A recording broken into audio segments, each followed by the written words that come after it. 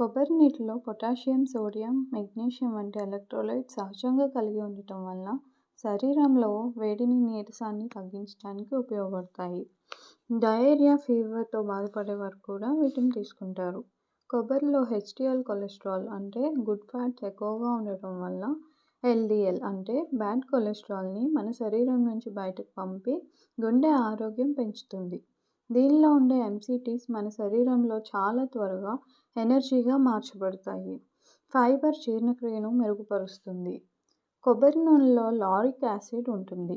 ఇది antimicrobial and anti inflammatory గుణాలు కలిగి ఉంటుంది.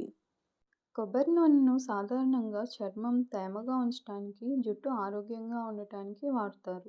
పసిపిల్లలకు కూడా బాడీ లోషన్స్ కంటే కొబ్బరి నూనె రాయడం మంచిది. కొబ్బరి ఎక్కువగా తినడం వలన దీనిలో ఉండే హెచ్డిఎల్ కొలెస్ట్రాల్, ఎల్డిఎల్ కొలెస్ట్రాల్ అంటే బ్యాడ్ ఫ్యాట్ని పెంచే అవకాశం ఉంది. కాబట్టి తగు మోతాదులో తీసుకోవడం మంచిది.